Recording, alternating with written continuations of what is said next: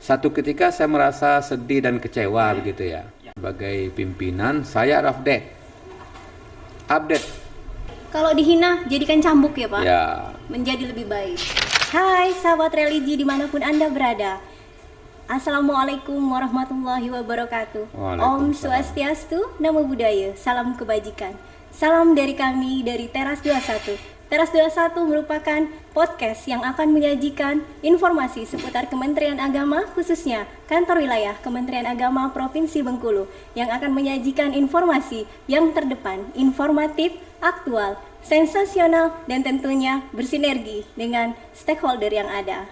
Pada edisi perdana kali ini, kami akan menampilkan seorang narasumber yang istimewa, dan tentunya beliau merupakan sosok yang humble, ramah, inovatif, dan dekat dengan semua kalangan. Dan akan diperkenalkan oleh rekan saya, Anugrah Ar-Rahman. Iya, pada kesempatan ini kita kedatangan tamu istimewa yaitu Bapak Dr. Haji Zahdi Tahir MHI. Iya, selamat siang Bapak. siang. Assalamualaikum warahmatullahi wabarakatuh. Waalaikumsalam warahmatullahi wabarakatuh. Gimana Bapak kabarnya Bapak? Sehat alhamdulillah. Alhamdulillah. Iya. Pada podcast kali ini kita akan membahas sedikit ya, Mbak Dina ya. Iya, bagaimana perjalanan 2 Bapak, tahun. 2 tahun. Kita akan sahabat memperkenalkan, religi, iya, sahabat religi nanti akan kami perkenalkan sosok beliau dan profil kantor wilayah Kementerian Agama Provinsi Bengkulu. Iya. Sebelum kita lebih jauh Pak, bagaimana Pak perasaannya setelah 2 tahun menjabat sebagai Kapolri? Apa yang Bapak rasakan? Kalau ditanya perasaan, itu kan macam-macam rasa. Ada perasaan senang, perasaan sedih, gembira atau ceria gitu. Nah, terus perasaan bangga. Saya mulai dari perasaan bangga dulu. Kenapa harus bangga? Karena kantor wilayah Kementerian Agama Provinsi Bengkulu ini adalah salah satu lembaga atau instansi pemerintah Kementerian Agama yang ada di Provinsi Bengkulu. Ya. Saya sebagai kepala kantor wilayah Kementerian Agama Bengkulu berusaha semaksimal mungkin memberikan layanan terbaik internal ataupun eksternal. Layanan internal itu adalah layanan kepada seluruh jajaran ASN kantor wilayah Kementerian Agama Bengkulu yang ada di kabupaten kota, 9 kabupaten 1 kota, yang ada di KUA 126 KUA. Ya, kemudian 88 madrasah negeri dari MIN, MTSN dan MAN. Ya. Saya harus dapat memberikan layanan terbaik pada mereka. Itu internal. Kemudian yang kedua, layanan masyarakat. Di situ ada layanan keagamaan dan layanan pendidikan untuk masyarakat. Layanan keagamaan itu ada berupa layanan di KUA, layanan nikah dan rujuk, kemudian penasihatan perkawinan. Ada juga layanan haji dan umroh, bagaimana kita melayani proses calon jamaah haji mulai dari pendaftaran sampai pemberangkatan dan pemulangan. Kemudian layanan umroh, menyiapkan travel umroh yang berizin, yang resmi, ya. Kemudian membina travel haji dan umroh ini dengan baik. Kemudian melayani mereka, memberikan informasi terbaik terkait haji. Itu layanan kemasyarakatan. Termasuk juga layanan yang kita berikan setiap tahun adalah hisab ru'yat misalnya, penentuan hari besar Islam, penentuan Ramadan dan segala macam. Sedangkan layanan pendidikan, ya, mulai dari pendidikan tingkat RA, kemudian ibtidaiyah SD, kemudian MTS atau SMP, kemudian madrasah aliyah atau SLTA atau SMA, ya, yang berbasis madrasah. Nah, alhamdulillah hari ini madrasah kita dengan tagline-nya mandiri dan berprestasi.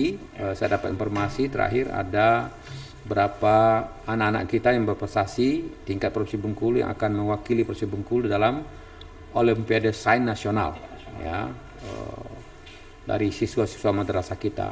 Kemudian yang kedua, kita ingin layanan di madrasah itu benar-benar bukan hanya layanan kenyamanan, keamanan di madrasah, tapi juga peningkatan kualitas pendidikan nilai-nilai ditanamkan di madrasah. Itu. Makanya saya merasa bangga dengan prestasi-prestasi itu. Dan satu ketika saya merasa sedih dan kecewa begitu ya. Yang menarik, Pak. Kenapa? Karena masih ada di antara ASN kita belum begitu memahami tugas pokok dan fungsinya. Bahkan justru saya mendapat banyak laporan dari masyarakat berapa ASN kita justru melanggar kode etik Kementerian Agama. Ya. Baik di pelayanan haji ataupun pelayanan umroh, pelayanan nikah dan rujuk dan pelayanan lain. Ya. Saya berharap apa yang terjadi mungkin 1 tahun atau 2 tahun terakhir selama saya di Kakanwil ini bisa kita berikan pembinaan kepada ASN kita untuk kembali bekerja sesuai dengan tusi dan regulasi ya, sehingga masyarakat bisa terlayani dengan baik. Kementerian Agama itu ibarat kertas putih ya, sedikit ditetes dengan tinta hitam kelihatannya nampak, padahal kecil kesalahan kita tapi nampaknya besar. Ketika ASN Kementerian Agama sedikit melakukan kesalahan maka eksposnya besar. Iya, betul sekali. Kemudian penilaian masyarakat, masa orang Kementerian Agama begitu, gitu ya. Padahal mungkin ya ASN yang lain lebih parah lagi, bisa jadi begitu ya. Iya, betul. Tapi masyarakat nggak biasa, mereka itu bukan orang Kementerian Agama kan begitu. Nah, kemudian yang kedua, saya juga merasa agak ya kecewa begitu, masih terjadi di masyarakat kita terganggunya kerukunan antar umat beragama. Ya, ini tugas dari teman-teman Kemenak, penyuluh, kepala KUA, bagaimana menanamkan nilai-nilai moderasi beragama tengah masyarakat agar tidak terjadi gesekan hanya masalah ibadah di rumah, masalah pendirian rumah ibadah dan segala macam. Kita Kementerian Agama ini bukan hanya melayani umat Islam, tidak, tapi melayani semua umat beragama yang diakui oleh pemerintah. Maka di Kanwil ini kan ada pembimas Kristen, ada pembimas Katolik, ada pembimas Hindu, ada pembimas Buddha. Melalui pejabat-pejabat inilah kita mengkomunikasikan layanan apa yang mereka butuhkan oleh umat-umat Hindu, Buddha, Kristen, Katolik itu tadi. Ya, maka saya berharap betul tidak hanya sebagai kepala kantor saya kecewa, tapi masyarakat juga kecewa kalau terjadi gesekan-gesekan antar umat beragama. Karena ini mencerminkan bahwa masih ada pemahaman agama kita masih lemah. Yang pertama. Yang kedua, justru juga terjadi gesekan intern umat Islam. Intern umat Islam. Terjadi misalnya di satu desa ada satu masjid, kemudian ingin karena desa sudah mulai berkembang ya. Desanya dulu mungkin hanya 100 kakak, sekarang sudah 150 kakak, 200 kakak. Ingin mendirikan masjid baru, terus tokoh agama yang lama tidak setuju dan segala macam. Kita harus mengikuti perubahan. Iya, betul sekali.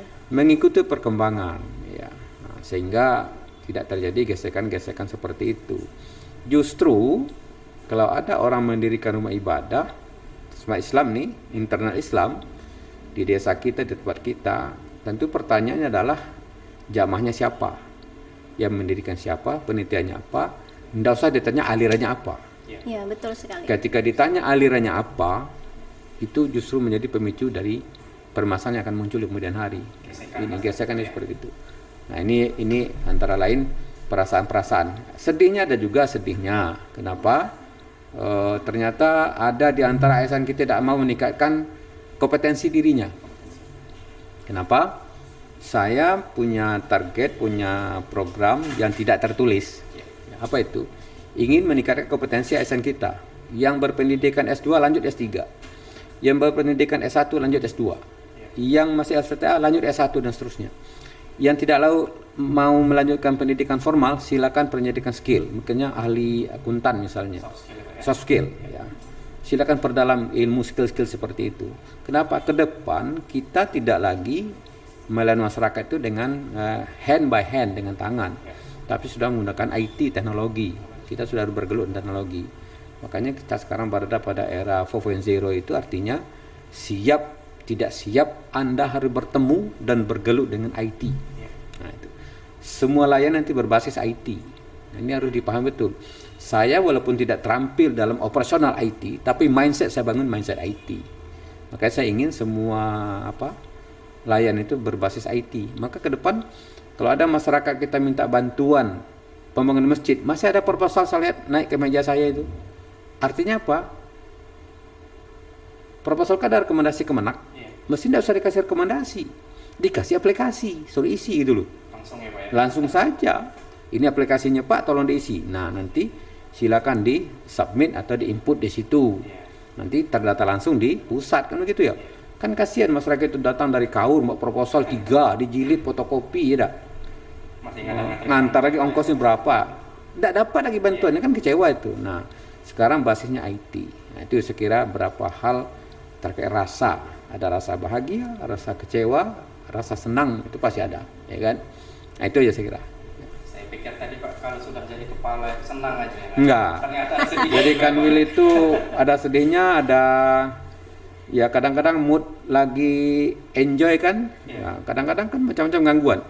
Yang namanya kepala Kanwil mungkin kalian melihat saya tuh enak jadi Kanwil, turun naik mobil Fortune gitu kan, ada supir, ada ajudan, tapi orang nggak tahu apa isi kepala saya ini. Apa yang dipikirin Pak ya? Ada yang minta pindah ke sono lah, aturan nggak boleh, itu. Ada yang saudara minta rotasi ke sono, minta jabatan, minta ini juga, macam-macam. Oh, bahkan minta tolong pihak ketiga, ada saudara yang jenderal lah, saudaranya bintang 5 segala macam ya kan? Ya betul. Kan puyeng itu, nggak dipenuhi nanti. Satu kita minta tolong, nggak dibantu juga. Oh, ini macam-macam. Belum lagi proyek pembangunan tuh. Oh ini Pak Kanwil dapat fee sekian ini kan begitu ya? Proyek Kanwil banyak. Oh, udah ngitung itu semua orang tuh. Nah itu masalahnya. Nah dan harus sebagai pimpinan saya ibarat begini. Kalau di dalam macan harimau keluarnya tetap kambing gitu loh. Ya. Jadi kalau di dalam elang keluar tetap ayam lah. Ya. Jadi di dalam macan jangan keluarkan macannya. Iya betul. Ya kan? Kalau keluar macannya, wah itu ngaum kemana-mana rusak itu. Itulah mengapa Bapak selalu dikenal sebagai sosok yang humoris, humble. Nah, saya tenang. harus mengekspresikan kesedihan itu kadang-kadang kegembiraan. Nah, sebagai manusia kadang-kadang kalau di kantor saya tidak boleh mengekspresikan orang yang kecewa, orang punya beban itu, orang yang lagi frustasi nggak bisa. Karena saya harus bersupport kepada tim di Kanwil ini, ya. Oh, Pak Kanwil semangat, masa kita nggak semangat? Saya inginnya itu. Iya betul sekali. Nah, kita harus menunjukkan perform yang memberikan motivasi pada orang. Ngapu Pak Kanwil tak nanariko, jangan-jangan saya perut Pak Kanwil mencret, enggak? Kan macam-macam itu kan. Kita nggak mau menunjukkan itu, padahal mau mencret, gitu kan? Nah, kan begitu. Iya betul. Tapi Mbak Dina, Ya. yang orang mungkin banyak belum tahu ya, Pak Kanwil ini sangat suka olahraga badminton. Nah, apakah olahraga itu Pak termasuk rilis stres Bapak? Mengembalikan mood Ya, ya. mengembalikan mood, Ya. mungkin letih, beraktivitas. Gimana pun olahraga itu kan salah satu upaya untuk refreshing kalau bagi saya. Iya. Makanya ada main bulu tangkis, ada goes bersepeda itu. Kalau di lapang bulu tangkis saya boleh teriak-teriak, mau marah lawan, mau marah siapa boleh ya kan. Goes juga begitu, mau apa kayak silakan. Jadi kalau saya lagi marah di sini, saya bawa ke lapangan. Orang kan nggak tahu, oh Pak Kanwil geriang aja tuh, meki gitu kan, ketawa gitu. Padahal mengekspresikan marah di sini dari ke lapangan gitu kan. Nah, masalahnya adalah karena itu sudah menjadi hobi, kesenangan dari muda dulu ya kita lanjutkan. Nah, ternyata juga lewat olahraga kita bisa bersinergi, kita bisa saling berbagi tanpa sekat jabatan gitu. Maka saya bilang siap main bulu tangkis atau apapun mainnya. Kalau di lapang tidak ada Kanwilnya saya bilang. Jangan mikir jabat kabit sini. Menantang lo kabit saya Kanwil. Lo nggak boleh nyemeh saya, nggak ada ceritanya. Kamu harus ngalah gitu ya Pak. Nah, ya, Saya makanya kabit saya ini. bilang kalau main dengan saya bilang Anda targetnya harus mampu mengalahkan saya gitu loh. Kalau saya menang terus saya tidak akan lawan Anda lagi. Itulah kesempatan ASN memenang dari Pak Kanwil. Lah iya, ya silakan saja. Jadi saya inginnya begitu. Makanya teman-teman yang gabung saya sering saya marahin, ekspresi marah di kantor barangkali itu ya, bawa ke lapangan. Kalau di lapangan kan Pak Kanwil marah tadi, kau tuh polo semen tadi ambil kawan kan, kita begitu. Padahal ekspresi dari kantor ya kan. Iya. Dan saya berusaha semaksimal mungkin apa istilahnya, ya memberikan motivasi lah pada teman-teman di Kanwil ini agar bekerja dengan profesional. bekerja dengan koordinasi sinergi. Karena Kanwil ini sebuah institusi, tidak bisa dikerjakan oleh satu orang, tidak bisa dikerjakan oleh hanya Kanwil atau hanya kabit tertentu, kabak, nggak bisa. Ini sebuah tim yang harus solid, ya, sesuai dengan bidang tugas. Urais harus solid bidang Urais, bagaimana KUA dalam program revitalisasinya dan seterusnya. Pendidikan madrasah harus solid, bagaimana siswa kita bisa berprestasi, infrastruktur bisa dibangun, ya kan. Siswa dalam pendaftaran yang berbasis IT segala macam bisa lancar, tidak ada masalah, ya kan. Guru yang mengajar juga bisa enjoy, ya. Keterbatasan guru daerah bagaimana mengatasinya, kurikulum sering berubah bagaimana solusinya. Ini kan banyak ini. Yang haji juga begitu. Menjawab pertanyaan masyarakat, kok hajinya cuma 50%? 65 tahun ke atas nggak boleh, padahal jamaah haji banyak 65 tahun. Ini harus bisa menarasikan itu dengan masyarakat. Itu loh. Apalagi tugas-tugas yang terkait dengan Kristen, di rumah ibadah gereja, yang Hindu, segala macam perayaan-perayaannya, ya kan. Sebagai kandul dia harus tahu. Nah itu masalahnya. Jadi kalau ada orang enak jadi kandul, lihat pagi diantar ke mobil dinas, naik kantor duduk santai di atas. Siapa bilang saya santai di ruangan? Iya kan? Nah itu masalahnya. Orang nggak tahu, ya kan. Artinya harus ada sinergi ya Pak, dari bawahan sama atasan, harus ada kerjasama yang baik. Makanya saya bilang kita ini tidak ada lagi sekarang hari ini Superman, yang ada super team, kolaborasi sifatnya bersama. Jadi satu masalah harus selesaikan bersama. Contoh gampang aja, misalnya untuk menyiapkan podcast ini tidak bisa sendirian kan? Siapkan perangkatnya di mana, tempat di mana, peralatan siap apa belum, kabel-kabel gimana, sinyal gimana, listriknya apa, mati pada nanti ini, tempatnya backgroundnya gimana, wawancaranya siapa, hostnya siapa, apa yang ditanyakan, pakainya gimana, banyak itu, nggak segampang dibayangkan. Mungkin ketika tampilnya orang lihat, oh enak ya podcast kan, udah rapinya lihat, tapi proses orang nggak lihat. Ini kan lebih 2 bulan kan saya siapkan, ya kan? Betul. Nah, hanya tuh tampil hari ini, itu. Jadi tadi yang saya dengar bahwa dalam 2 tahun ini tidak melulu yang dirasakan itu kesenangan, kegembiraan. Ada hambatan-hambatan, ada kekecewaan, kesedihan. Jadi dari Bapak kira-kira untuk kiat tetap sukses menyingkirkan perasaan-perasaan sedih, kecewa, gimana Pak itu Pak? Pertama, kalau kita menemukan hal-hal yang bersiap mengecewakan kita akan pelajari detailnya masalahnya apa. Misal, ada ASN kita jarang masuk, malas. Maka pasti saya suruh staf yang lain cross check ada apa. Bisa jadi mungkin istrinya lagi sakit, atau suaminya lagi sakit, atau anaknya lagi sakit. Dia datang absen pagi terus pulang. Bisa jadi memang dalam keluarga lagi bermasalah, kita nggak tahu masalah orang. Makanya dicari dulu akar masalahnya apa. Kalau udah tahu, nanti kita akan tahu solusinya. Nah, mungkin misalnya dia tinggal di Betungan misalnya, tugas di Kanwil. Staf biasa misalnya, jarang masuk, bermasalah segala macam. Kita selidiki kitanya itu. Oh, kalau begini masalahnya adalah kendaraan 1 di rumah yang pakai 3. Istrinya honor di situ, anaknya mau sekolah pakai motor, bapaknya kantor pada motor 1. Apa solusinya? Udah, yang kita di Kanwil yang pakai motor tadi tidak usah ke Kanwil lagi, pindahkan dekat kantor di Betungan misal, kantor apa? KUA misalnya. Gitu, atau di madrasah misalnya. Yang tidak membutuhkan alat transportasi yang berebut 1-3 tadi itu. Nah, itu kan solusi seperti itu. Atau kita berikan pilihannya apa gitu loh.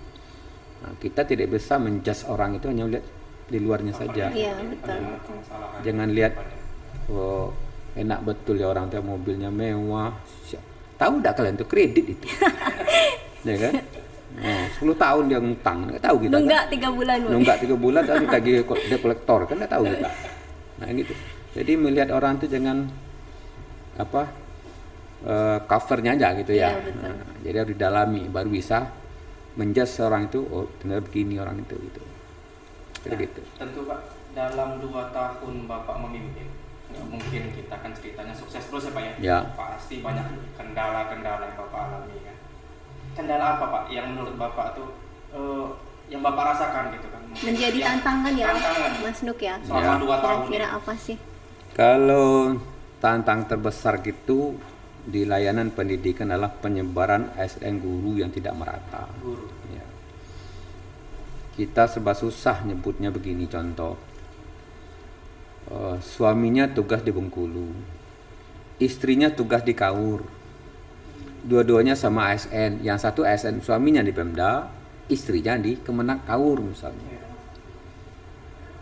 Nah, salah satu program kita ini adalah membina dan membangun keluarga sakinah. Itu program kita. Maka kita setiap pengantin mau nikah kita nasihat, Anda harus jadi keluarga sakinah gini bla bla bla bla. Setelah jadi keluarga dipisah. Jauh. Ya. Dalam persepsi saya sulit saya menerima kalau pasangan suami istri yang terpisah jauh, jarang komunikasi, jarang ketemu seperti itu akan menimbulkan keluarga harmonis Iya, itu. betul. Ya kan? Walaupun sudah ada sekarang ala komunikasi sudah video call segala macam, ya kan? Tapi harmonis pasangan suami istri bukan diukur dari itu. Sering berkomunikasi langsung, ngobrol langsung, curhat-curhatan, kayak gitu ya. Nah, ketemu sekali sebulan. Apalagi misalnya suaminya, istrinya gawe Kementerian Agama, suami tugas di Jambi sebagai Kementerian Keuangan misalnya ya. Itu yang susah kita tuh. Ya, sehingga tidak optimal yang bersangkutan melaksanakan tugas karena ada gangguan internal yang bersifat keluarga misalnya. Nah ini, terus yang kedua, ada berapa layanan di masyarakat, layanan KUA. Ada berapa kecamatan belum ada kantornya. Iya. Ya, kantor KUA belum ada. Ada KUA kecamatan yang ada kantor, untuk kepala KUA-nya nggak ada. Ya. Di pemerataan SDM itu belum maksimal. Kenapa? Karena Bengkulu ini jarak antara kota dengan kabupaten kota itu dengan kabupaten itu terlalu jauh. Waktu tempuhnya jauh Pak ya? Jauh masa itu tingkat kesejahteraannya tingkat apa ya? Contoh gini, kalau di Sumatera Barat ini sebagai contoh aja, seorang ASN dipindahkan misalnya ke Payakumbuh, Padang Payakumbuh itu 125 kilo, jauh. Nggak merasa terbuang. Kenapa? Kota Sumatera Padang sama kota Bengkulu hampir sama kota itu. Coba kita mana tugas Kanwil ini mana dipindahkan ke Lebong, terbuang lanang itu. Rasanya ya. Rasanya. Kenapa? Karena tingkat ramenya, Iya. tingkat sejahteraannya, tingkat apa lagi? Demografi mereka jauh berbeda masyarakat kota. Kan di Bengkulu rata-rata mau di kota semua. Iya. Maka ada kabupaten ramenya dari jam 7 pagi sampai jam 3 sore. Ya, setelah itu sepi.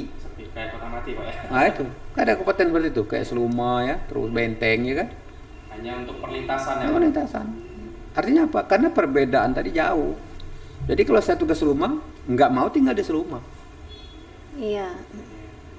Majunya daerah itu kalau ada yang tinggal di situ. Agak makmur tuh. Jumat udah sepi tuh. Jumat sore udah sepi. ASN-ASN yang punya kemampuan segala macam bangun rumah di kota, bukan di agak makmur. Nah kapan majunya ke makmur? Itu kota kabupaten. Itu deh contohnya itu. Itu tantangan yang nggak bisa ditangani langsung ya Pak? Iya, itu tidak bisa ditangani langsung, tapi itu berpengaruh. Berpengaruh Pak ya? Iya, sangat. Berpengaruh terhadap layanan kita. Jadi, nah tantangan secara langsung itu adalah berapa ASN kita yang belum melek IT. Ya. Maka saya berharap kepada ASN Kementerian Agama ini, apalagi yang memang lahir dalam era milenial gitu kan, nah sudah harus menguasai itu. Hari ini kalau Anda tidak menguasai IT, Anda akan tertinggal dan ditinggalkan. Jangan sampai ASN ditanya emailnya apa? Nah, email apa? Email apa? Nah, platform medianya apa? Plafon kan kacau gitu. Ya, ditanya Atau plafon, jangan-jangan masih ya ada kan? ASN yang tidak punya media sosial Iya, ya Pak? ada ASN nggak punya media sosial, Kalau saya kan punya semua, Facebook saya punya, Instagram punya, Twitter saya punya, YouTube saya punya. Ya, cuma isi kontennya ya jarang-jarang gitu kan. Nah, tapi tidak masalah, yang penting udah punya, kita punya. Sebenarnya sosmed itu nggak harus kita aktif ya Pak. Tidak, Paling yang penting kita ada tahu satu perkembangan. ada perkembangan, jangan terlalu dusunnya lah cara kita unggul lah. Iya. Orang dusunnya adalah jadi kota, apalagi kita di kota cara dusun, ya kan? Kira model itu kan. Iya. Kalau peran seorang istri sendiri bagi Bapak untuk apa ya, memimpin Kanwil ini, membawa Kanwil ini menjadi lebih maju lagi, seperti apa Pak? Ya, pasangan hidup itu kan namanya pasangan kan. Ya. Tidak ada pasangan timpang ya kan. Nah, ibarat apa nama tuh?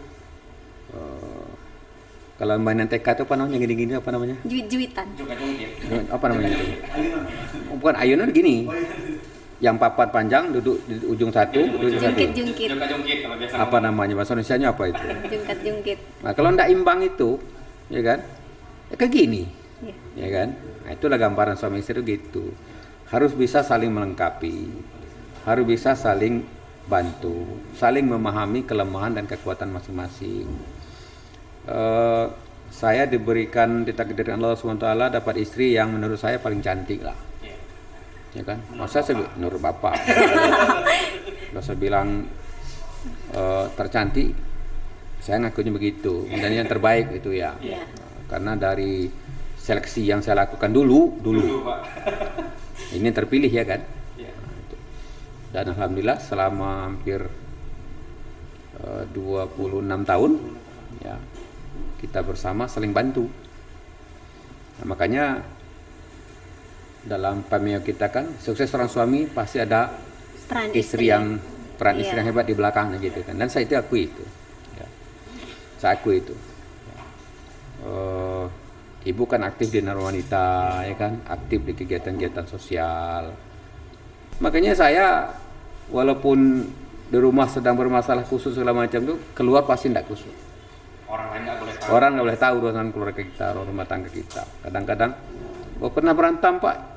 Bukan pernah lagi, memang sering berantem. Iya, Pak. Tapi berantem dan kita diskusi dialog. Iya. Memutuskan sesuatu, kita diskusi. Ya, mengapa begini, mengapa begitu segala macam. Sebagai contoh nih, eksekusi contoh nih.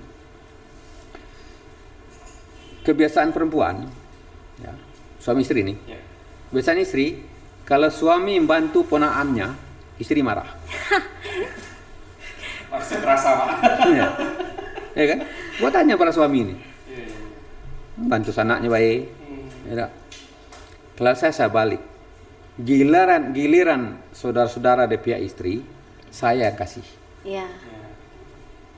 Giliran keluarga saya suruh ibu, nih, duit dari saya, Iya. ibu. Cara menyeimbangkan tadi Pak. Memang, jadi cerita di dusun, kata keluarga istri, lemak nih om tidak, Iya. ya kan? Padahal mungkin duit ibu lah tadi kan. Iya. Nah, cerita di dusun di pihak saya, enak tante itu, enak ibu Randi itu. Nah, kita datang ya walaupun ramah gitu kan, kita pulang dikasih beli cendol gitu ya. Iya. Padahal kita galau tuh kan. Itulah Tapi yang kan caranya. disebutkan sebagai apa Pak? Istri baju suami dan suami Iya. baju istri. Itu harus saling Saling tutupi menutupi. begitu, saling menguatkan satu dengan lain. Jadi jangan memenang sendiri. Kalau suami menang sendiri udah selesai lah itu. Merasa hebat sendiri kan selesai lah. Maka saya satu ketika harus minta nasihat pada istri. Nah, sehingga volumenya aja. Kalau volumenya 100, yang banyak itu 70 kita menasihati istri sebagai suami, karena pemimpin. Satu ketika 30% kita minta nasihat pada istri. Itu masalahnya. Kalau terbuka begitu kan enak. Jadi Makanya istri merasa diwongke. dibutuhkan ya, Nah, Pak, ya? bahasa diwongke. Diwongke. Nah, Ada peran gitu ya. ada peran itu kan. Makanya Ada sih peran saya. Ini pendapat saya dipakai gitu. ya makanya saya di rumah tuh dialognya gitu. Ya, besok ada ibu-ibu mau, silakan aja saya bilang. Kenapa tidak? Sangat banyak orang datang ke rumah menunjukkan kita welcome. Itu semuanya. Makanya ada orang kritik dengan saya, Pak, rumah bapak tuh udah kayak bioskop aja, keluar masuk sembarangan. Silakan aja, jangan maling, saya bilang gitu kan. Nah, makanya boleh tanya tuh masuk supir sama ajudan. Ke rumah mau makan ambil sendiri, mau ngopi bikin sendiri. Ada makanan, pamit aja makan sendiri silakan. Tidak ada masalah. Ternyata dengan saya sering begitu, rezeki itu datang aja. Iya. Ada jalan datang tuh macam-macam. Kopi saya pernah beli, ya kan? Datang ke kopi, ya, saya nggak ngopi. Iya. Di rumah ada yang ngopi, tidak ada satu pun yang ngopi. Saya nggak ngopi, ibu nggak ngopi, anak-anak tidak ada yang ngopi. Yang ngopi siapa? Tamu-tamu tadi itu loh. Tamu yang ngantar, tamu yang ngopi gitu loh. Cuma di rumah saya tempatnya. Artinya apa? Saya melihat ada keberkahan di situ. Nah, makanya hidup yang nikmat itu begitu, banyak berbagi itu. Iya. Terus saya tuh kalau melihat bapak tuh gini pak, bapak itu hampir kayak nggak ada batasan sama bawahan. Dalam artian di zaman bapak nih, bapak tuh emang mungkin sekarang masuki usia pensiun. Tapi kalau masalah style mungkin kami yang muda ini kalah sama bapak. Enggak juga. Saya itu apa ya? Dalam bahasa, saya kan lagi ikut diklat PIM nasional sekarang ini. Ada istilah itu, pemimpin itu siap berubah. Nah, itu. Pemimpin itu harus siap berubah dan bisa menyesuaikan dengan perubahan. Nah, kalau dulu namanya Kanwil kan baju safari ya, Iya. oh, baju safari, terus label banyak ya kan, sepatu pantofel, ya, tumitnya gini itu kan, nah, terus kopiahnya, pokoknya jalan tuh lurus saja nggak ada kiri kanan lagi. Orang negur, alhamdulillah dijawab enggak, kita udah negur. Sekarang nggak bisa lagi. Minim senyum ya, Pak? Iya, minim senyum dulu kan. Kalau maunya berupaya gimana status takut sama kita. Nah itu dulu, setel dulu. Sekarang nggak bisa begitu. Makanya dengan penampilan Pak Jokowi yang seperti humble seperti itu, kan ngikut semua tuh. Dulu mah ada presiden kalau nggak olahraga pakai sepatu cat gitu. Sekarang ibu-ibu pakai baju safari, sepatu cat. Ibu-ibu, pejabat pusat itu di daerah juga begitu. Menembus kebiasaan Pak. Jadi harus tampil beda, ya. Tidak mempertahankan mainstream yang ada yang biasa. Tampil dengan luar biasa sehingga ketika saya tampil apa adanya pakai lepis, saya sering pakai lepis ini kan, ada masalah. Terus orang tidak menilai itu kok. Saya pernah diprotes di dusun saya itulah. Saya pulang pakai lepis, baju lipat, ya, dengan panjang dilipat, pakai sepatu biasa, tidak kepiah. Apa kata dia sanak dusun? Di, katanya kau lah 3 kali nih haji. Iya sudah, tapi dah ada potong haji kau. Ya kan? Penampilan. Jadi maksud saya gini, mindset sebagian orang itu melihat penampilan. Iya, betul. Ketika orang tampil baju jubah ya, terus apa? Sorbannya 30 kali lilit ya kan? Terus ya dengan atribut-atribut Timur Tengah lah gitu kan. Oh, kayaknya hafal 30 juz gitu ya. Wah itu fatwa dia ikuti bener. Dulu, sekarang nggak lagi. Kuno ya Pak? Sekarang ya bukan kuno sih. Boleh aja penampilan seperti itu, harus sesuaikan. Bukan maksudnya yang kuno itu pemikirannya. Ya pikirnya, makanya saya bilang, saya pernah mengatakan begini. Seseorang yang berpenampilan seperti kiai, ya. Kiai itu kan pakai sorban, baju koko atau baju jubah, pakai sal, terus di tangannya itu ada mungkin tasbih, sederhana. Harus mampu mempertanggungjawabkan performnya itu. Makanya pernah dulu saya bilang di satu kabupaten itu, kan menak yang tidak berani pakai sal, saya bilang, pakai sal itu kayaknya nggak bisa baca doa deh, saya bilang. Kenapa tuh Pak? Karena kalau di dusun pakai sal itu orang manggil ustaz tuh lah. Tidak panggil ustaz tuh lah. Pusat. Nah, apa datang duluan masjid? Imam Pak Ustaz. Iya. Modal kulhu tuh loh. Ya kan? 30. Nah makanya ada ASN kita tuh yang memang bukan lulusan pesantren, lulusan agama. Nah, dia tampil apa adanya dia. Udah. Kini itu yang jelas ukurannya bukan pada perform, bukan pada penampilan, tapi pada skill, kompetensi. Dan orang akan lihat itu. Ada orang penampilan gagah betul-betul tuh. Tapi lebay, nah itu apa? Ya kan? Udah. Ini biasa-biasa aja, tampil apa adanya. Makanya saya itu saudaranya. Kadang seperti enggak pakai kaos hari ini, enggak ada kaos sepatu saya ini. Bertanya, ada yang marah? Enggak. Terus ada yang berkurang saya, hilang jabatan enggak pakai kaos? Enggak juga. Yang penting nyaman ya Pak? Itu nyaman aja. Itu intinya. Jadi ya tampil apa adanya. Untuk kondisi ini harus begitu, menyesuaikan. Mungkin itu juga Pak terjadi kiat sukses Bapak dalam mimpin Pak ya. Jadi gimana istilahnya, gimana anak buah Bapak menyesuaikan. Iya, bisa berekspresi ya. Ekspresi. Jadi tidak selalu kaku ya, pimpinan selalu kaku. Saya ingin inovasi itu muncul dari kalian, dari ASN Kanwil ini. Saya akan senang, Pak, saya usulkan begini Pak, itu senang betul saya itu. Beban aku tuh bikin gini Pak, wah itu tepat dari saya itu.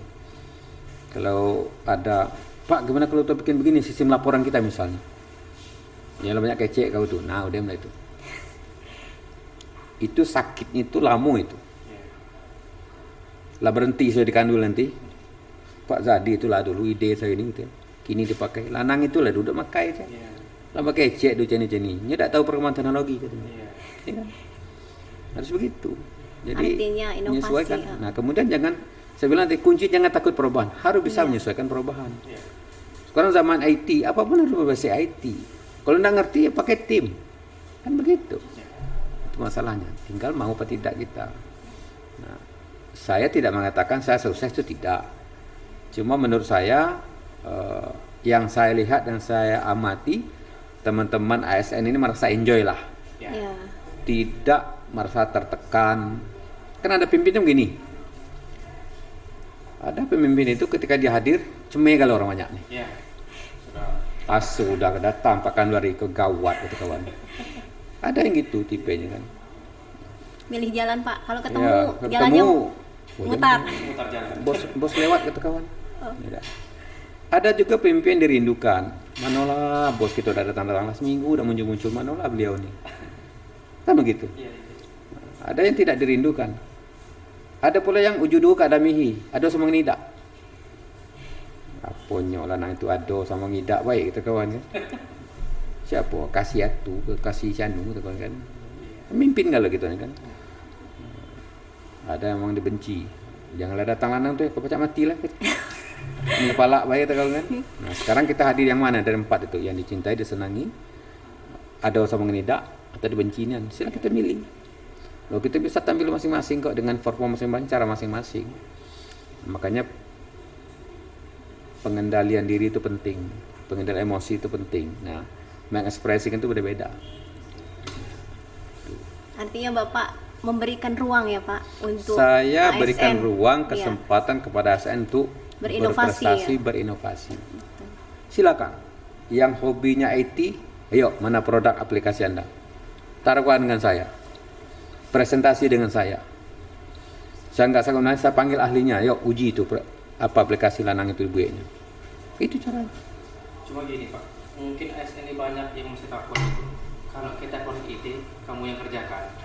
Iya. masih banyak seperti itu ya Pak. Resikonya memang begitu. Misal saya bikin ide, ada si A nih, bikin ide. Masa suruh yang lainnya tidak ngerti apa-apa, yang ngerjakannya. Padahal dia penanggung jawab, paling tidak ketua, paling tidak. Harus begitu. Masalahnya adalah ada orang punya ide tapi tidak mau tanggung jawab. Punya ide lontarnya, hanya tidak tahu lagi. Nanti saya ide baik, kamu ngerjakan, tidak tanggung jawab namanya kan. Iya. Artinya berani melontarkan ide, berani terjun. Tanggung jawab gitu. Terjun menyelesaikan Pak ya. Kalau ide ini banyak gitu ide ini. Iya. Kalau saya keluar ide galau, tidak terlayani oleh anggaran, tidak terlayani oleh fasilitas. Banyak ide saya ini. Kalau saya keluarkan galau, tidak cukup kantor yang melayaninya. Makanya, yang ide-ide yang besar-besar aja kita keluarkan sesuai dengan program Kementerian Agama, ya kan? Ngikuti itu. Itu maksud saya itu.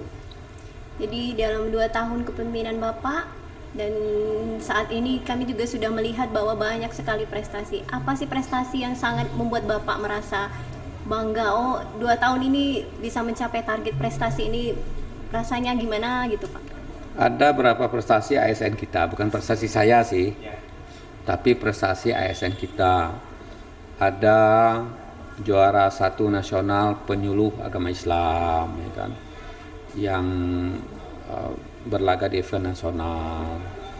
Ada anak-anak kita yang berprestasi nasional dalam ASN, dalam lomba-lomba akademik seperti itu ya.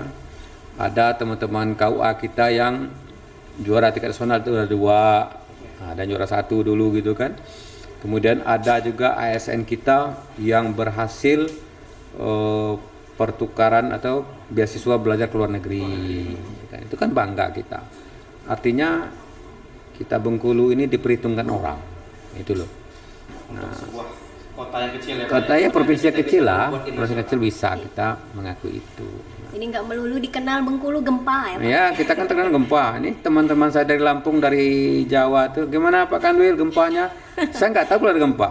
Ternyata gempa di Muko-Muko 5,6. Iya. Kan nggak sampai ke Bengkulu. Beritanya duluan Jakarta.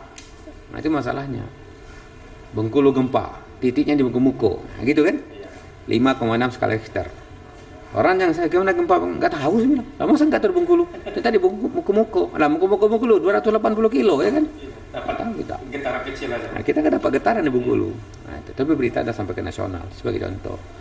Makanya, nah terus yang kedua sebagai pimpinan saya update. Di mana update tuh? Media sosial. Ya. Makanya sarapan pagi saya tuh sambil makan tuh baca media sosial. Saya googling ya, Detikcom, Kompas.com segala macam, saya buka tuh. Apa berita hari ini?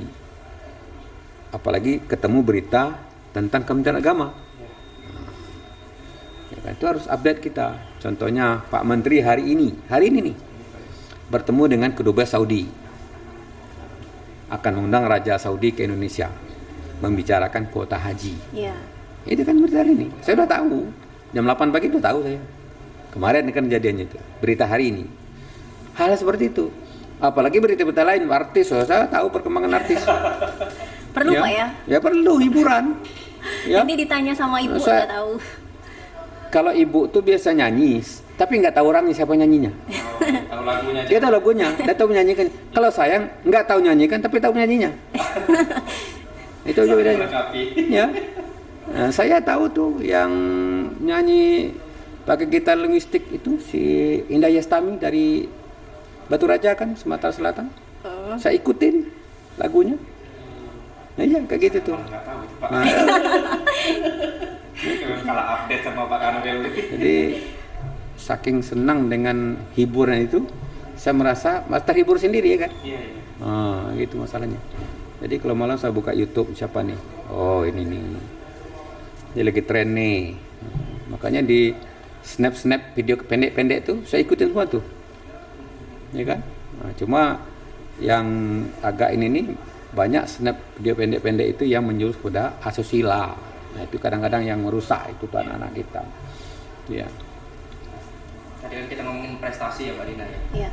Sekarang Pak, ada nggak Pak selama 2 tahun ini mungkin hal yang Bapak belum capai? Sebenarnya Bapak sudah programkan itu, mungkin Bapak inginkan ya, ingin Bapak Sudah di planning matang. sudah di planning gitu ya. matang, ini akan saya buat atau saya bentuk. Tapi sampai 2 tahun ini belum Bapak raih. Ya, seorang birokrat Kakanwil itu keberhasilan itu diukur dari kinerja. Kalau kinerjanya tinggi, itulah berhasil. Tahun 2021 kinerja kita 84,96%, sangat baik. Tahun 2021. Tahun 2022 walaupun belum selesai, kan masih dalam perjalanan 2022 sampai triwulan kedua bulan Juni, kita ini alhamdulillah kan progres anggaran untuk wilayah Sumatera dan DKI Banten kita kan nomor 1. Ya, serapan anggaran itu suatu prestasi sungguhnya, membanggakan. Walaupun bagi masyarakat itu tidak penting, tapi bagi seorang birokrat menunjukkan dia bekerja, bisa menggerakkan potensi yang ada di kantornya untuk melakukan tugas yang sudah direncanakan setahun sebelumnya. Dulu kegiatan kita agendakan, terencanakan, tercantum dalam DIPA, daftar isian dan anggaran kegiatan itu kan, RKKL itu. Kan ada orang sudah buat rencana, ada anggarannya, enggak dikerjakan. Nah itu apa direncanakan dulu.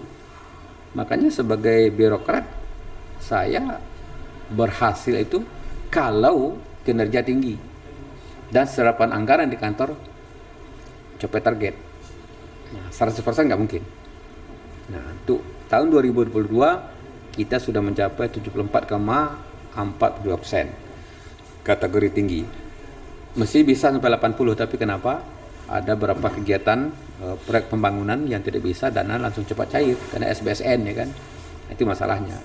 Nah, itu kalau prestasi-prestasi di luar itu ya, kita banyak bekerjasama dengan lintas sektoral, dengan Kejati, dengan Polda, dengan Kes, dengan BPN ATR, dengan BPJS ya kan. Nah, kemudian dengan Dinas Pendidikan Nasional. Kenapa itu? Karena kita tidak bisa kerja sendiri. Dengan BPR ATN, pertanahan misalnya, bagaimana percepatan sertifikat tanah wakaf. Dalam proses sertifikat tanah wakaf lebih cepat. Tanah-tanah yang diduduki oleh kantor-kantor Kementerian Agama bisa bersertifikat Kementerian Agama. Maka kita minta bantu pada teman-teman di BPN. Nah, seperti itu. Ada tanah masjid bermasalah ribut, BPN lagi tuh. Ada berapa lembaga-lembaga sosial, panti asuhan, yayasan pendidikan Islam segala macam bermasalah lahannya, kita bantu. Karena kita punya koneksi MOU dengan kantor pertanahan. Nah, seperti itu. Kita kerjasama dengan Dinas Kesehatan. Apa hubungannya? Karena di madrasah itu ada UKS namanya, Usaha Kesehatan Sekolah, unit kesehatan sekolah ya, yang ditangani oleh siswa yang mungkin dalam proses belajar sakit segala macam. Ada melayani kesehatannya. Nah, tenaganya kadang-kadang kan tidak standby di sekolah. Satu ketika bisa komunikasi langsung dengan puskesmas terdekat gitu loh, atau rumah sakit terdekat. Karena kita sudah MOU dengan Dinkes. Satu. Yang kedua, kita berupaya sama mungkin semua madrasah kita, kantor kita suasananya sehat. Maka ada sekolah sehat. Nah, indikator sekolah sehat itu adanya di Dinas Kesehatan. Sekolah sehat itu gimana sih? MCK-nya bagus, saluran air dan comber segala macam baik ya. Terus gedung sekolah ukuran tinggi segala macam. Itu ada semua ukuran sekolah sehat. Ya, tamannya gimana, penempatan penata ruang gimana, itu teman-teman Dinkes. Kita kerjasama dengan Himpunan Psikolog Indonesia, HIMSI. Kita sama, kenapa? Dalam rangka penyiasatan Jatim. Tidak cukup psikologi itu dengan orang-orang KUA saja, tapi libatkanlah orang psikologi. Ada BP4, Badan Penyiasatan Perkawinan. Satu keluarga berantakan nih, ngadu sama kita. Kalau persikabit urai saja nggak selesai tuh, tapi perlu sekolah yang bantu. Nah, kita libatkan. Inilah bentuk kerjasama itu sebenarnya.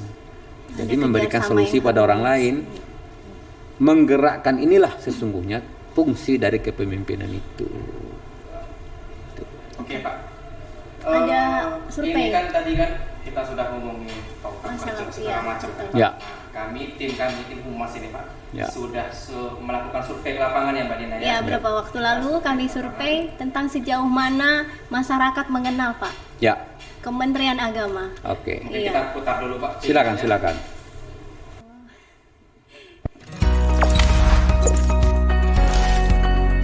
Assalamualaikum warahmatullahi wabarakatuh. Sahabat religi dimanapun Anda berada, kami akan melakukan survei ke masyarakat mengenai sejauh mana masyarakat mengenal dan mengetahui tentang keberadaan Kementerian Agama, khususnya kantor wilayah Kementerian Agama Provinsi Bengkulu. Yuk ikuti kami.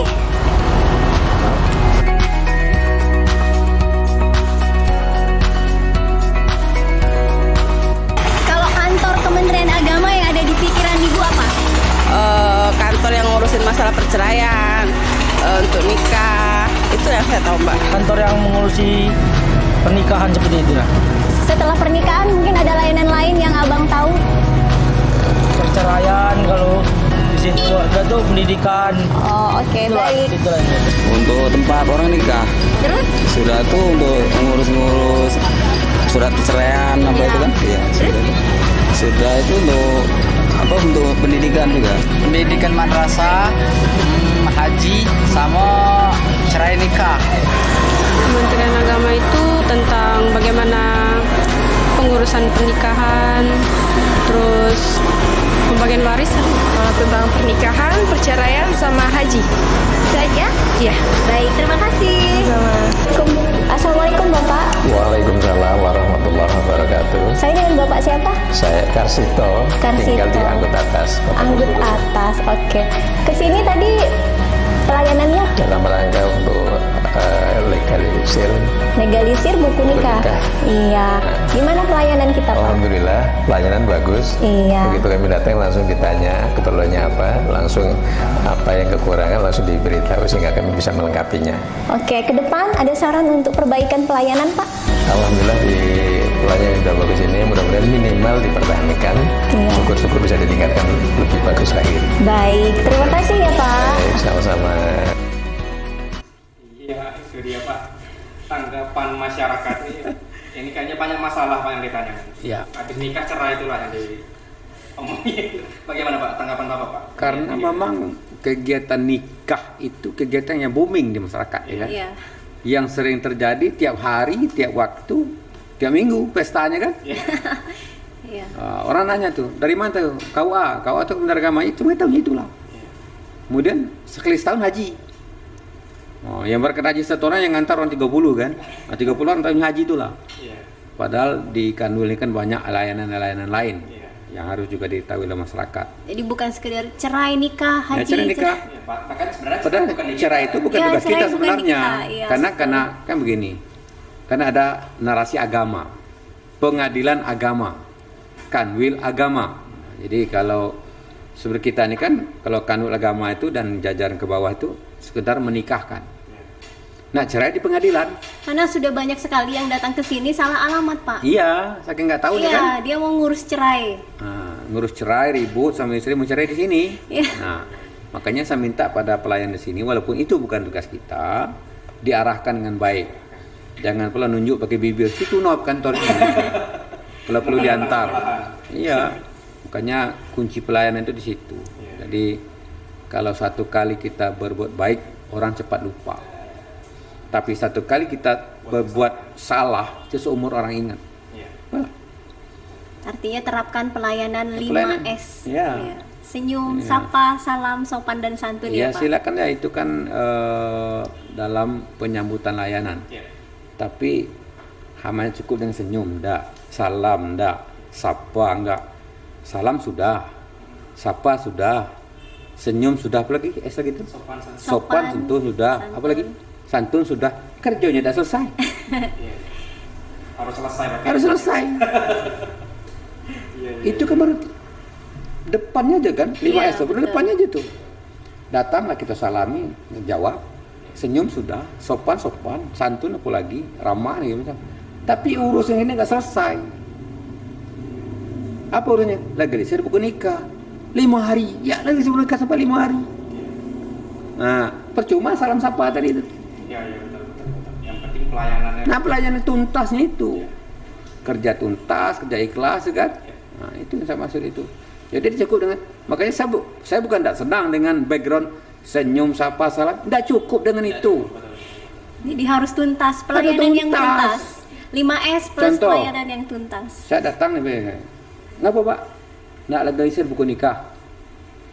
Assalamualaikum, salam, senyum. Duduk Pak, ramah, santun. Kata orang, santunian. Cuma itulah, batai itulah. Katakan udah selesai, urusan saya aja. Iya. Bukan itu kuncinya. Tuntasnya itu loh. Contoh, ada orang minta mau ngurus cerai di sini. Lah kita salami, lah sopan, santun segala macam. Sudah 5S sudah. Lah, salah masuk saya ini katanya.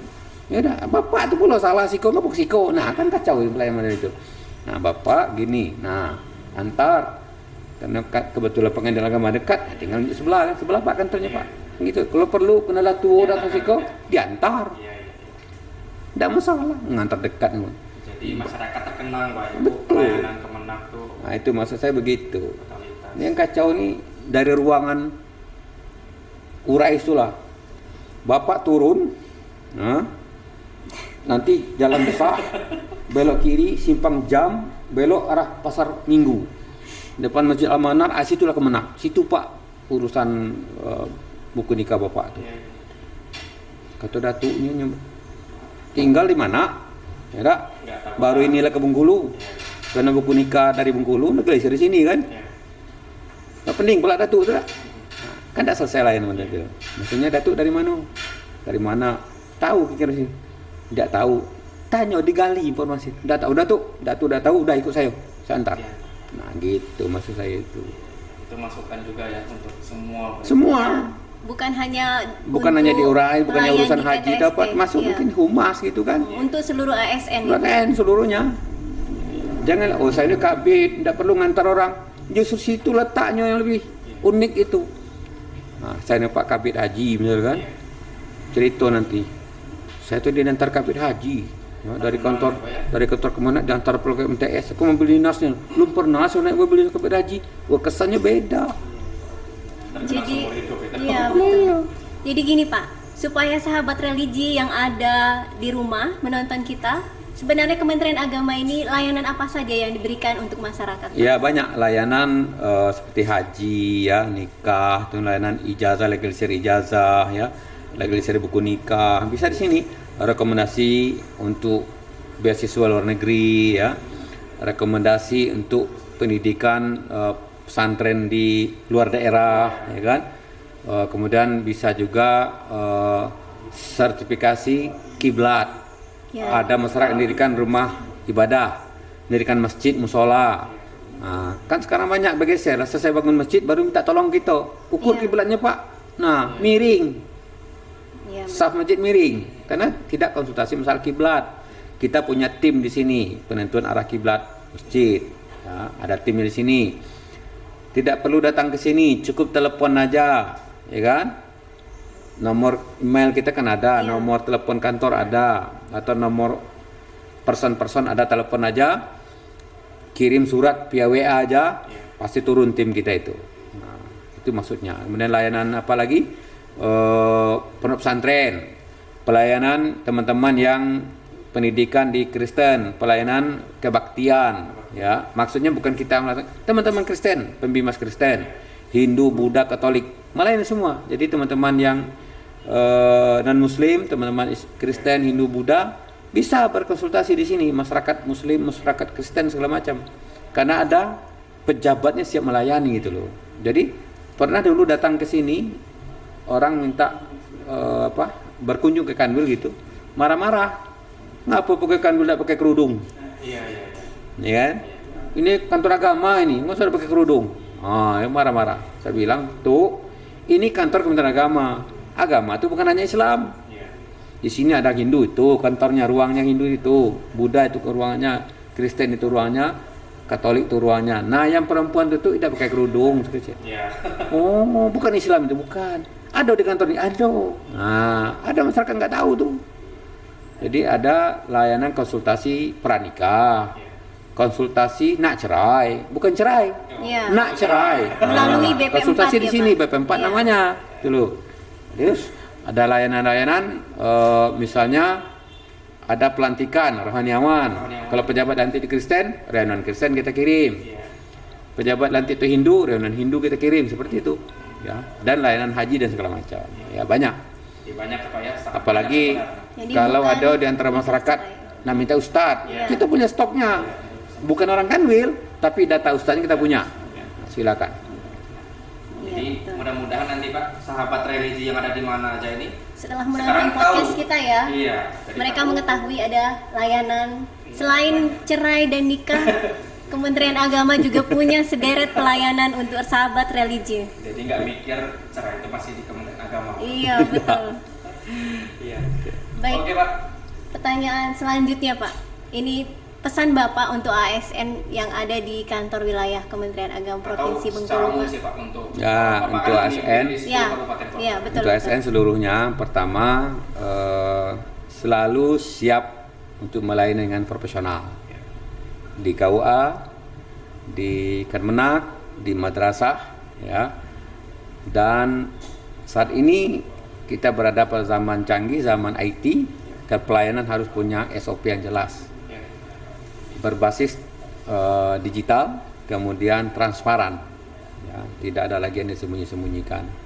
Kemudian setiap layanan yang kita berikan, apakah itu mengeluarkan anggaran ataupun tidak, harus bisa dipertanggungjawabkan, namanya accountable. Ya. Kemudian tetap bangun sinergi, koordinasi dengan stakeholder yang lain, dengan Pemda, Pak Bupati, Wali Kota, dengan dinas-dinas terkait, kemudian dengan ormas, ya. Dan yang tidak kalah penting adalah ASN Kementerian Agama harus tampil jadi teladan dengan masyarakat. di tempat tinggalnya. Beda loh. Kita punya teman nih pegawai lain. Ini pegawai Kementerian Agama. Masakan ini beda. Kalau ada syukuran, lanang itu baik nih, orang Depak itu gitu. Orang Depak kan. Nyoba baca doa. Padahal yang pegawai Kemenang ini SD, SMP, Sarjana ekonomi. SMK, sarjana ekonomi. Nggak ada basic agama. Nggak ada basic agama. Ketemu dikit-dikit agama aja di Kanwil ini lah. Tidak perlu belajar baca doa ya kan. Apalagi yang jadi imam. Hari Jumat datang belakangan ya kan. Nah, itulah bedanya kita. Orang menilai kita orang beragama, pasak galau itu. Nah, itu masalahnya.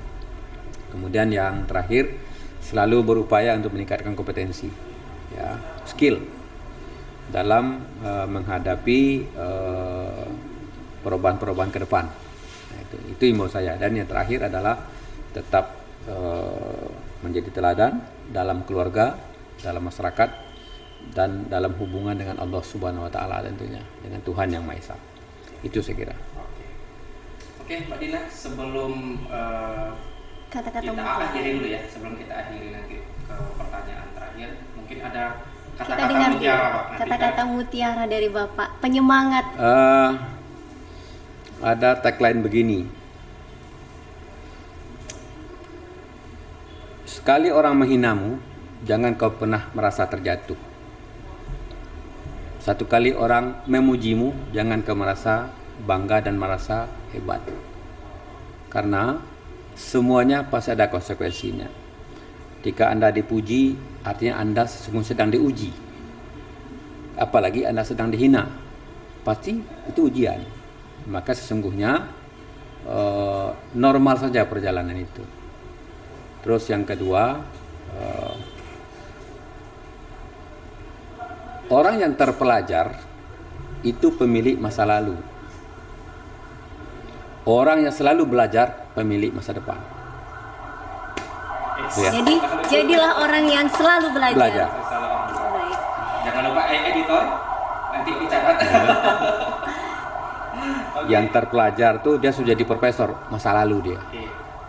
Tapi orang selalu belajar itu masa depan pasti. Setuju sekali. Dan satu lagi, kalau dihina jadikan cambuk ya Pak. Ya. Menjadi lebih baik. Dan kalau dipuji terus berkreasi. Ya. Jangan tinggi hati kira gitu. Ya. Baik. Oke.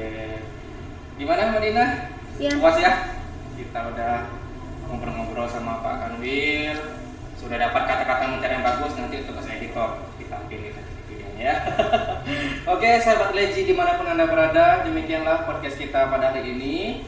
Dan terima kasih Oh ya, kehadiran terima Bapak. kasih Bapak. Sudah meluangkan waktu Terakhir, podcast ini bukan hanya untuk jajaran Kanwil. Ya. Saya minta nanti diagendakan betul, buat suratnya, saya tanda tangani misalnya satu saat kalau fasilitas kita sudah memadai, mungkin Pak Gubernur kita undang khusus, Pak Danrem ke sini, Pak Kapolda minta podcast. Siap.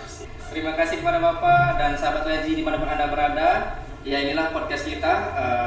Semoga Bapak bermanfaat Kanwil. ya. Semoga bermanfaat bagi Anda semua. Jangan lupa di like, comment, and subscribe. Jangan lupa juga di share kepada teman-teman semua agar video ini lebih bermanfaat lagi. Oke. Demikian. Assalamualaikum warahmatullahi wabarakatuh. Sampai jumpa.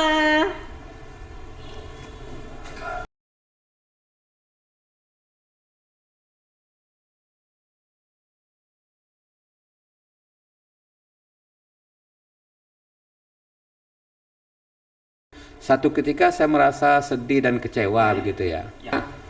Nah, terus yang kedua sebagai pimpinan saya update. Kalau dihina jadikan cambuk ya Pak. Ya. Menjadi lebih baik.